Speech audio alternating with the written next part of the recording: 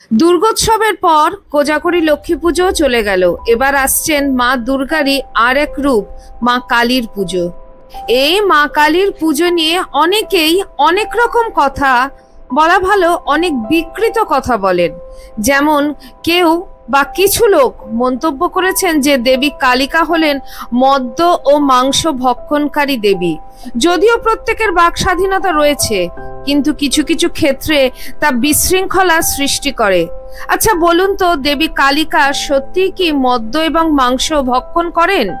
এই মন্তব্যের যুক্তিকতা কতখানি? দেবীর বাহনই বা কে?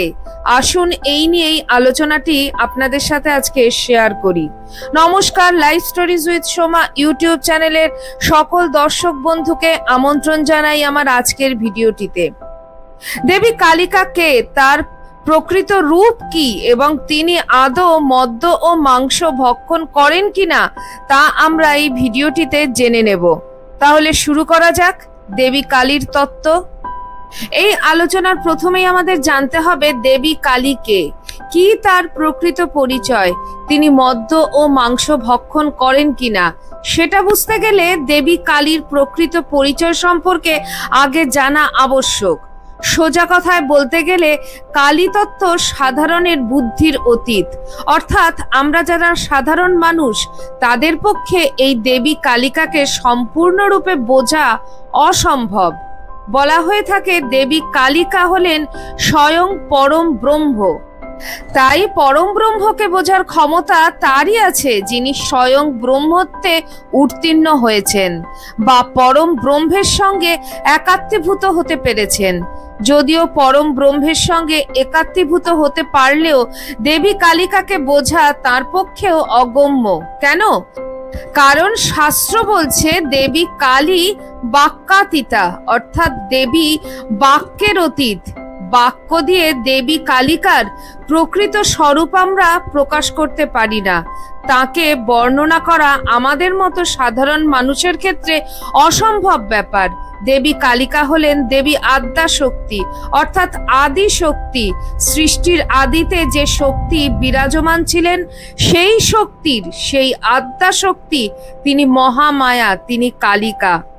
তার মায়াতেই এই বিশ্ব সংসারের সকল কিছু পরিচালিত হচ্ছে। তাহলে দেবী কালী হলেন আদ্যা শক্তি, যিনি সৃষ্টিরও আদিতে বিরাজমান ছিলেন। তার মায়াতে বিশ্ব সংসারের সকল কিছু গ্রাস হয়। তিনি কালী, তিনি সকল কিছুকে গ্রাস করেন। কাল রূপের যম সকল জীবের নাশ করেন। দেবী কালীকে বুঝতে গেলে আমাদের বুঝতে হবে কাল কি। কালীকে বুঝতে গেলে আগে কালকে জানতে হবে। যমকে আমরা কাল বলে জানি, যিনি কিনা আমাদের প্রাণ হরণ করেন। যখন কারোর মৃত্যু উপস্থিত হয় আমরা বলি তার কাল উপস্থিত হয়েছেন। এই কালের যিনি নিয়ন্ত্রণ করেন তিনি হলেন মহাকাল, অর্থাৎ দেবাদিদেব মহাদেব। যম বা ধর্মরূপ কালের কালকে যিনি নিয়ন্ত্রণ করেন তিনি হলেন মহাকাল, অর্থাৎ দেবাদিদেব। আর এই মহাকালকেও যিনি নিয়ন্ত্রণ করেন, অর্থাৎ দেবাদিদেবকেও যিনি নিয়ন্ত্রণ করেন বা নিজের ভেতর গ্রাস করার ক্ষমতা রাখেন, তিনি হলেন দেবী কালী। এক কথায় বিশ্ব সংসারের সৃষ্টি স্থিতি লয় এর একমাত্র কারণ হচ্ছেন দেবী কালিকা। এই জন্য তাকে বাক্যাতীতা বলা হয়েছে, যাকে বাক্যের মাধ্যমে বর্ণনা করা সম্ভব নয়। আমরা তো কালকেই বর্ণনা করতে পারি না, টাইমকেই বর্ণনা করতে পারি না, টাইমের প্রকৃত স্বরূপই আমরা বুঝতে পারি না। এই কালকে যিনি নিয়ন্ত্রণ করেন তিনি হলেন মহাকাল, আর মহাকালকেও যিনি নিয়ন্ত্রণ করেন তিনি হলেন দেবী কালিকা। আমরা কালকে যেমন বুঝতে পারিনি তেমন মহাকালকেও বুঝতে পারিনি। আর মহাকাল নিয়ন্ত্রণকারী মা কালীকে বোঝা আমাদের সাধারণের পক্ষে নিতান্তই অসম্ভব ব্যাপার। শাস্ত্র বলছে তিনি গুণের অতীত, কোনো গুণ রূপে তাকে বর্ণনা করা যায় না। আমরা সাধারণ মানুষ গুণের আবরণের মধ্যেই থাকি। সত্য, রজ, তম এই গুণের দ্বারাই সমাজের মধ্যে যে সমস্ত মানুষ রয়েছেন তাদের মধ্যে কেউ সাত্ত্বিক হন, কেউ রাজসিক বা কেউ তামসিক গুণ সম্পন্না। আমরা আত্মচেতনার উন্মেষের মাধ্যমে তামসিক থেকে রাজসিক, রাজসিক থেকে সাত্ত্বিক গুণাবলী অর্জন করতে পারলেও তথাপি আমরা দেবী কালীকে বুঝতে পারি না, কারণ দেবী কালিকা নির্গুণা অর্থাৎ গুণের অতীত। আমরা এই 3 গুণের অধীনে থেকে তাকে উপলব্ধি করতে পারবো না। আমরা দেবী কালিকাকে তখনই বুঝতে পারবো যখন আমরাও গুণের অতীত হতে পারবো, তবে আমরা তাকে বুঝতে পারবো, নচেৎ তাকে বোঝা সম্ভব নয়। তিনি চিৎ স্বরূপিণী, অর্থাৎ তাকে বোঝার জন্য বাক্য যথেষ্ট নয়, তার জন্য চিত বা মেধা দিয়ে বুঝতে হয়। তিনি জ্ঞান স্বরূপা, তাকে বোঝার জন্য সেই ব্রহ্ম জ্ঞানকে বোঝা আবশ্যক। নির্বাণ তত্ত্ব বলছে সমগ্র দেব এবং দেবী এই কালিকা থেকেই উদ্ভূত, আবার এই কালিকাতেই লয়প্রাপ্ত হন। কারণ আমরা জানি যে সমগ্র সৃষ্টি ও প্রলয় পুরোটাই কালের অধীন, অর্থাৎ তাই কালের মধ্যে সমগ্র কিছু সৃষ্টি হয়েছে, আবার কালের মধ্যেই সমস্ত কিছু গ্রাস হবে। এবার বলি দেবী কালীর বাহনকে। কেউ বলেন শেয়াল, কেউ বলেন বিছা, কিন্তু শাস্ত্রতে কি বলা আছে জানেন?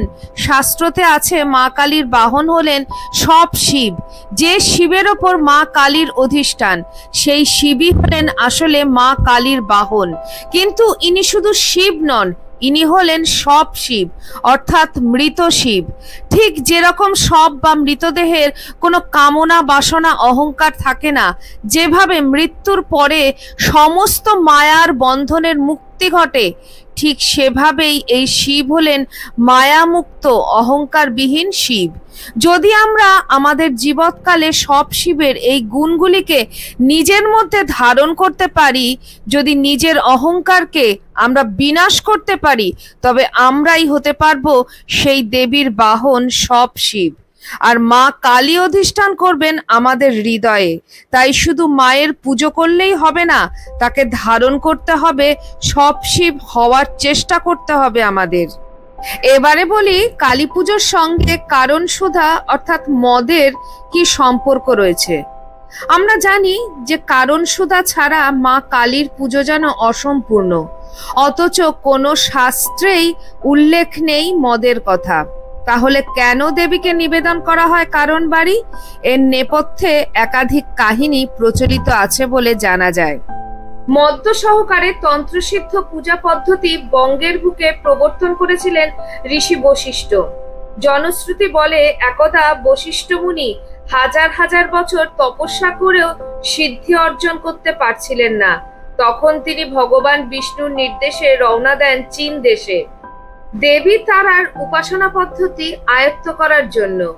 চীনে গিয়ে বশিষ্ঠ মুনি দেখেন সেখানে পঞ্চমকার অর্থাৎ মদ্য, মাংস, মৎস্য, মুদ্রা, মৈথুন সহকারে তন্ত্রমতে দেবী আরাধনা করা হয়। সেই সাধন পদ্ধতি বশিষ্ঠ মুনি নিয়ে আসেন বঙ্গে। মনে করা হয় তখন থেকেই দেবীর পূজায় মদের প্রচলন। মহিষাসুর নিধনের কাহিনীকেও এর সঙ্গে জড়িত বলে মনে করেন অনেক পণ্ডিত। নেপথ্যে রয়েছে দেবীর ক্লান্তি। যুদ্ধ করতে করতে ক্লান্ত হয়ে পড়া দেবীকে একটি তরল পান করতে দেন দেবতারা। এই তরলকে শ্লোকে মধু বলে উল্লেখ করা হয়েছে, কিন্তু সেটি আদতে মধু নয়, মদ বলেই মনে করেন পণ্ডিতরা। শ্লোকটি ছিল দেবী দুর্গার মুখ নিঃসৃত। দেবীর ক্লান্তি দেখে মহিষাসুর হাসছিলেন। তখনই দেবী এই শ্লোকটি উচ্চারণ করেন, যার বাংলার অর্থ হয়, হে মূঢ়, আমি যতক্ষণ মধু পান করি ততক্ষণ গর্জন করে নে তুই। আমি তোকে বধ করলেই দেবতারা এখানে গর্জন করবেন। এবারে বলি মদ্যের আসল অর্থ। মদ্য বলতে মদকেই বোঝানো হয় এমনটা মনে করার কোনো কারণ নেই।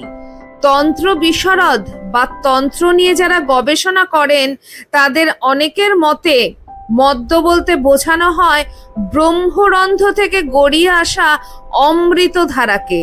তান্ত্রিক পদ্ধতিতে সাধকের কুলকুণ্ডলিনী জেগে উঠলে মস্তিষ্কের উপরিভাগ অর্থাৎ ব্রহ্মতালুর কাছে থাকা ব্রহ্মরন্ধ্র খুলে যায়। সেখান থেকে যে আনন্দধারা প্রবাহিত হয় তাই মদ বা কারণ সুধা। তাহলে বোঝা গেল যে তন্ত্র সাধনায় মদ্য কি অর্থ বহন করছে।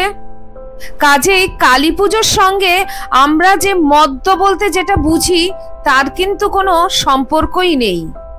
বঙ্গদেশে দক্ষিণাকালিকাই বেশি প্রচলিত, সর্বক্ষেত্রে আমরা দক্ষিণাকালীর পূজাই দেখতে পাই। দক্ষিণাকালীর নামের ব্যাখ্যায় নির্বাণতন্ত্র বলছে, দক্ষিণ দিকে অর্থাৎ সমগ্র যে দিক রয়েছে যথা উত্তর, দক্ষিণ, পূর্ব, পশ্চিম, তার মধ্যে দক্ষিণ দিকে যমের অবস্থান। এখানে যমের দুয়ার রয়েছে। এই কালিকার নামে ভীত হয়ে সেই যম বা কাল ভয়ে পলায়ন করেন, তাই জন্যই তাকে দক্ষিণা কালিকা বলা হয়। অবশ্য এই নিয়ে অনেক ভিন্ন মত রয়েছে। কিছু তন্ত্রে আছে পুরুষকে বলা হয়েছে এখানে দক্ষিণ এবং শক্তিকে বলা হয়েছে বামা। যখন বামা বা নারী শক্তিরূপী দেবী কালিকা যখন পুরুষ শক্তিরূপী শিবকে জয় করেন, মহামোক্ষ প্রদায়িনী হন, তখন তাকে দক্ষিণা কালিকা বলা হয়। দেবী কালিকা কৃষ্ণবর্ণা, করাল বদনা, মুক্তকেশী, চতুর্ভুজা এবং মুন্ডমালা বিভূষিতা। তার দুই বাম হস্তে সদ্য ছিন্ন নরমুণ্ড ও খড়গ থাকে, দুই ডান হাতে থাকে বর ও অভয় মুদ্রা। দেবী কালিকা হলেন কৃষ্ণবর্ণা। যেমন লাল রঙের ওপর যখন কালো রং চাপানো হয় তখন লাল রঙের আর কোনো অস্তিত্বই দেখতে পাওয়া যায় না। সাদা রঙের ওপরও কালো রং চাপালে সাদা রং দেখা যায় না, উভয় ক্ষেত্রে রং কালো হয়ে যায়, অর্থাৎ কালো রঙে সবকিছু বিলীন হয়ে যায়। যেমন দেবী কালিকার মধ্যে সমগ্র ব্রহ্মাণ্ড বিলীন হয়ে যায়, তাই তিনি কৃষ্ণবর্ণা। কালকে কলন করেছেন বা কালের উপলব্ধি, তাই তিনি কালী। ঘটমান সমস্ত সময় বা কাল তাতেই গিয়ে মিশেছে। কৃষ্ণবর্ণে সমস্ত রং মেশে বা কৃষ্ণবর্ণ সমস্ত রংকে শোষণ করে, তাই কালী হলেন কৃষ্ণবর্ণা। একই সঙ্গে একই কারণেই মা করাল বদনা এবং ভীষণা। মা সমস্ত কিছুকে গ্রাস করছেন। এই গ্রাস কথার অর্থ হলো এখানে ভক্তের নিবেদন, ভক্তি গ্রহণ ও তার রিপু অর্থাৎ তমগুণ গ্রাসপূর্বক। সত্য, তম, রজ এই ত্রিগুণের সাম্যতা প্রদান করছেন। মায়ের উন্মুক্ত কেশরাশি মায়ের মায়ার প্রতীক। ভীষণ কালো কেশ মায়াজালে আচ্ছন্ন করে রেখেছে। মায়ের পশ্চাতে কেশরাশি দ্বারা সবই অবরুদ্ধ, অর্থাৎ তিনিই শুরু, তিনিই শেষ।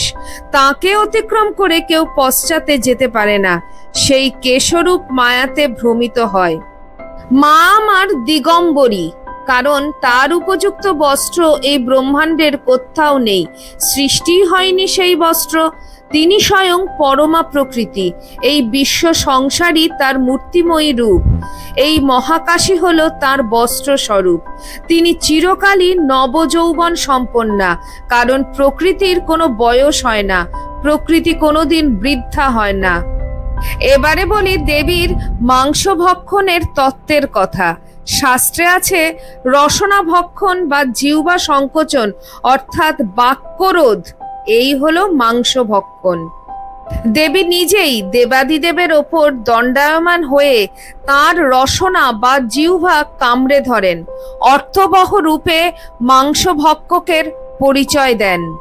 মাংস শব্দটির যদি ব্যুৎপত্তিগত বা ব্যাকরণগত অর্থ দেখি তবে সন্ধি বিচ্ছেদ করলে দাঁড়ায় দুটি শব্দ, মা যোগ অংশ। এই মা শব্দের অর্থ হলো রসনা, আমাদের এই জিহ্বা, আর অংশ অর্থাৎ রসনার অংশ, অর্থাৎ মাংস শব্দের অর্থ হলো জিহ্বা, রসনার অংশ। জিহ্বা বলতে এখানে বাক্য, আমাদের বাক্যকে বোঝানো হচ্ছে, এবং আমাদের সমগ্র রসনার লোভ, লালসা, এই সমগ্র বাসনাকে বোঝানো হচ্ছে। এই কারণে সাধক নিজের মাংসকে অর্থাৎ বাক্যকে সংযত করছেন মাংস ভক্ষণের মাধ্যমে। নিজের মা অংশ অর্থাৎ জিহ্বার অংশরূপী যে বাক্য, কুবাক্য, কুমন্তব্য এগুলিকে যিনি নিয়ন্ত্রণ করছেন তিনিই হলেন সাধকের মাংস। এই মাংসই আমরা দেবীকে নিবেদন করছি। এই হলো দেবী কালিকার মদ্য ও মাংস ভক্ষণ।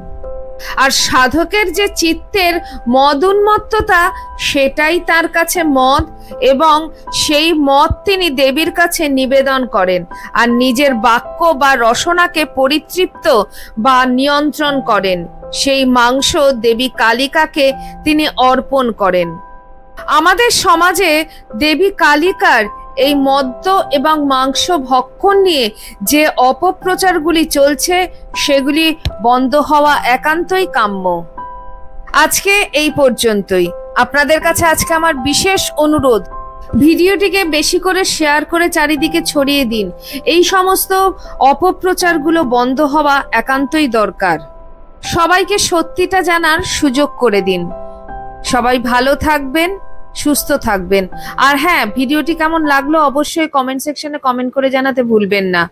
আবার খুব শিগগিরই দেখা হচ্ছে আপনাদের সঙ্গে কোনো একটি নতুন ভিডিওতে। জয় মা কালী, জয় ঠাকুর, জয় মা, জয় স্বামীজি।